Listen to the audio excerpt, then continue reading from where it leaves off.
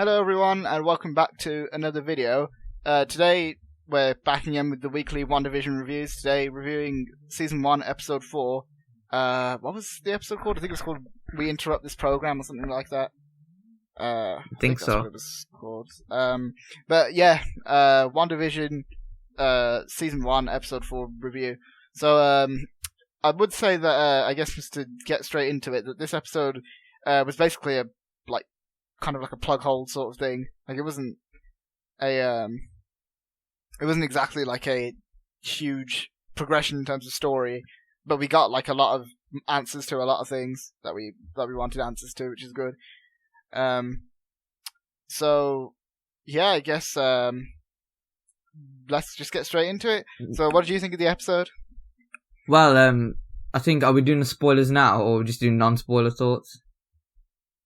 I guess just go straight to spoilers. Let's just go straight to spoilers. So if you haven't seen the episode already, even though a whole lot happened story progression wise, in terms of what it plugs in, like with the story, like the parts it fills in, I feel like there's some spoilers here. Yeah, and there's some stuff that you guys won't want to miss if you're big MCU fans as well. So if you haven't seen the episode, go and stream it. It's on Disney Plus right now, and then feel free to come back to this video. So yeah, let's just get straight into it. We start, which is obviously. This is really interesting. The scene in the hospital with yeah, this is one of the best scenes in the episode, in my opinion, with Monica. With Monica and everyone reforming from the snap that Hulk did. Yeah. So we can assume that's like as soon as that's happened, everyone's reforming, and we actually see the people reform in the same way that they disappeared. We get the references to Captain Marvel as well, because we hear obviously Captain Marvel saying, I think it was Captain Marvel, I'm not sure. I think it might have been an audio clip, but we hear someone saying, Lieutenant Trouble, get up, which is obviously what Captain Marvel, Carol called her in Captain Marvel when she was a kid. So they kind of call back to that, which I thought was interesting.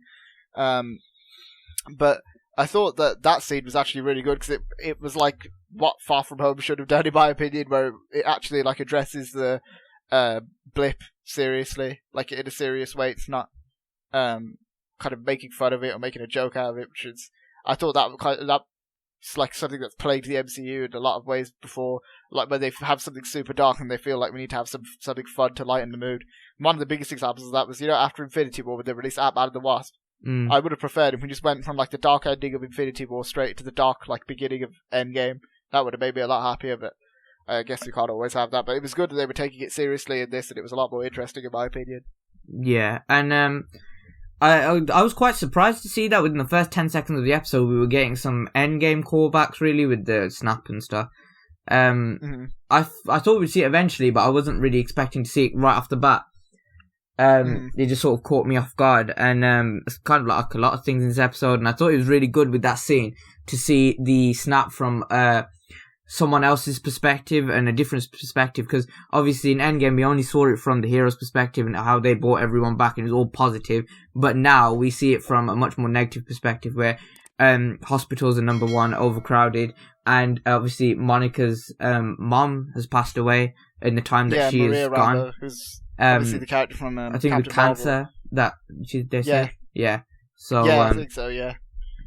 I mean that was really sad scene as well, because there's just so much confusion, and then we see that obviously Monica thinks that she's been asleep for like 20 minutes, so that's how it must feel for everyone. But then obviously they were gone for 5 years, so yeah, I think it was good to see that, like the snap from a different perspective and a more negative perspective. I'm glad they did that. Yeah, I thought that was good. I think what was interesting as well, how that was like the way they introduced it, that we kind of like jumped straight to Monica being in Sword, so we don't know how much time has passed between there, so this could potentially take place before Far From Home, I think. Yeah, maybe, like, possibly. This whole show could, but I don't know, because the way the Spider-Man movies timelines works, like the way they work doesn't really make any sense. Like how in Homecoming they say it was 8 years after Avengers, but that doesn't really make any sense, because it would be in 2020, which that's like when Endgame was happening, so it doesn't really make any sense. But yeah, that was like something interesting, I suppose. But yeah, we see Monica obviously with Sword, and this whole episode is basically just Sword trying to work out what the hell's going on with Wanda's world. There was one thing that I thought was interesting, where Monica's in like the sword base thing, and they're talking about a rocket that's been designed. They talk about astronaut training program, and the colors of sword, like the whole blue and like white sort of thing, reminded me a lot of Fantastic Four. So I'm thinking maybe that astronaut training program is, and it's not going well. Obviously, they were saying in the episode that it's like, there's like been a lot of issues where they were sending people up and they weren't coming back or whatever. Maybe at some point they'll send the Fantastic Four up there, like Reed Richards and them lot, and then they'll get hit by the cosmic wave and become the Fantastic Four. That's what I think. I think that's setting up Fantastic Four. And then they'll link Fantastic Four to Sword. That could be a good theory. Yeah. Also, I think it's a possibility.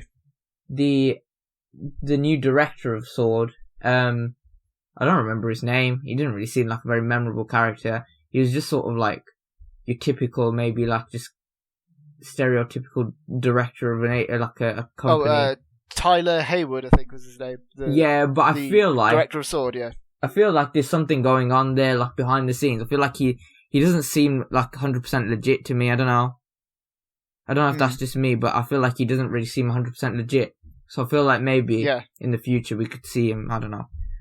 Maybe go against Sword. Maybe be part of Hydra. We have been getting a lot of Hydra references in WandaVision, so possibly like hinting to some of the agents within Sword being undercover Hydra agents, possibly. Who knows? I mean, they could do that. I'm not sure if they would do that, because I feel like Sword is like they already did that with Shield, so it'd feel like repeating. I don't know. They could do that. You never know. I thought that like whole thing with Sword, and obviously we got other characters come back, like Kat Dennings as Darcy, who I never really liked Darcy, and she just didn't really improve much for me, but she was there, I guess. I mean, I don't know.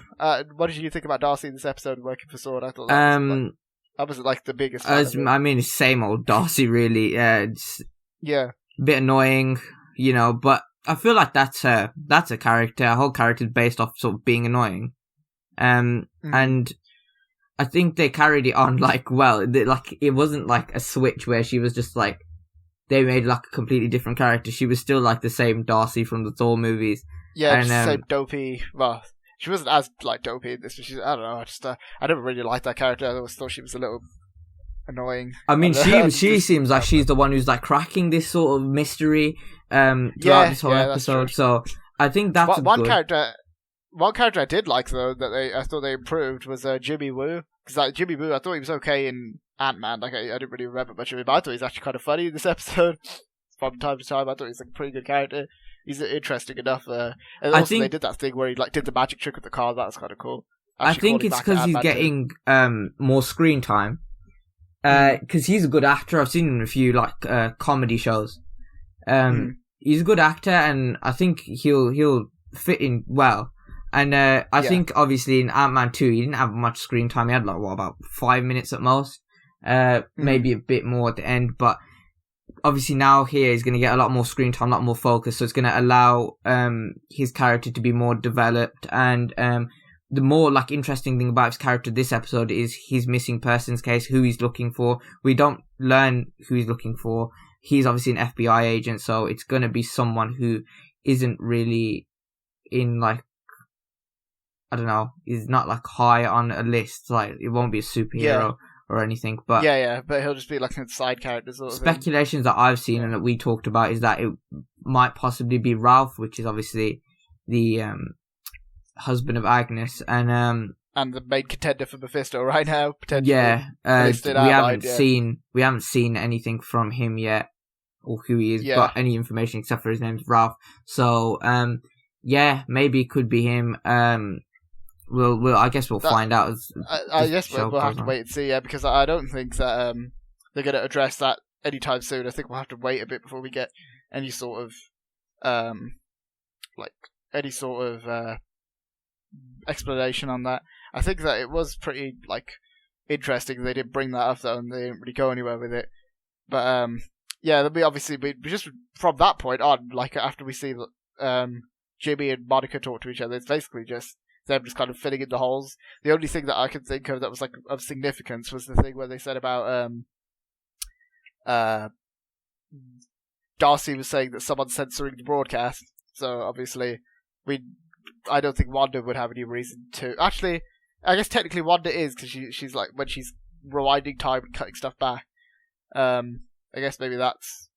I guess, but when they said someone censoring the broadcast, the part that they were talking about was the part in episode 3 when Vision sort of glitches back and everyone thought the screen froze, but it was just like a cut. Yeah. But we don't really see Wanda do anything there to trigger that. It just happens. She's just kind of looking a bit worried, and then it cuts back to. It could be someone else really, and we also get more information on the Beehive guy. Who's just some random that was kind of weird as well. Yeah, I mean, they sort of explained that, but I mean, they didn't really show what happened to him, though, did they? Like, I mean, as far as I remember, they didn't. It was just that, like, they showed him go up, and then we saw, obviously, the same scene that we saw before, but we saw that it was a sword agent this time, and that he, he's in a hazmat suit. And obviously, we know that when things go through, like, into Westview, they turn into like their old-timey kind of counterparts. So, for example, if they went into the 70s era, they turned into their 70s versions, which is kind of leading me to think that there's no way they're not going to take advantage of that, where they're going to have certain superheroes go into that world at some point. Probably Doctor Strange, and then he'll have his classic comic suit. That's what I'm thinking they could do. But, I mean... Yeah, it depends if they even show up like that. But, I think... I think the main thing with the going into the reality is that you essentially become a part of that reality, and I think I don't know. I feel like they could link that in with the story, sort of. I don't know. Yeah, I mean, this whole thing was like basically just them explaining the rules of this world, pretty much how it works, and because obviously we see a few other things as well. Like also we see that they're identifying all the different people who are playing the different like characters in the universe. So like this person, they were like saying this person is cast as this person, and the only two people that I noticed they didn't say anything about were Dottie and Agnes. They had Agnes's picture on the wall. There was no ID next to it, so there's definitely something dodgy about that, I think. Yeah, but just overall, it was a decent episode. Obviously, mainly just filling in the plot holes and like what's going on the outside.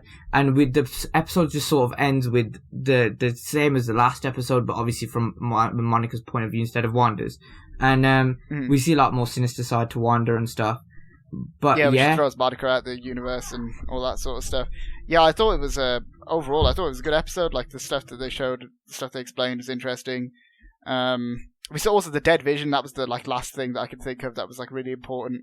I think maybe that could like show that Mephisto is somehow involved in this. Maybe he's reanimating Vision's dead body, and also I think that could show that potentially Wanda sold her soul to Mephisto to get this fantasy world with Vision. Maybe he said, "I'll give you this world with Vision if you give me your soul," and she's probably done that because obviously she was saying we can't leave or whatever. So she's trapped there for some reason. But as I said, we don't really know. We'll find out eventually, I guess. Yeah, I thought it was a fun episode though. Definitely, I think this was a crucial episode for the plot overall. But yeah, that's all I have to say. Pretty good episode. Can't wait for next week. Same, yeah. I'm interested. This show's like kept my interest pretty good. I wouldn't say there's a bad episode so far. I'd just say that this one's like mainly a plot, like filling up the holes of the plot for now, and then we'll get more information next week. So I guess that's about it, isn't it? I don't really have much more to say on this episode. It's pretty interesting. I guess one thing to say is we've somewhat reached the halfway point now because it's 9 episodes, so I guess this is like the first half in a way. But that's pretty interesting, I guess. But yeah, if you guys enjoyed this episode, be sure to let us know what you thought of it. I guess if you did or didn't enjoy it in the comments below. Be sure to drop this video a like. Be sure to hit the subscribe button for more videos like this. Check out our Instagram link in the description. Thanks for watching, guys. We'll see you next time. See ya.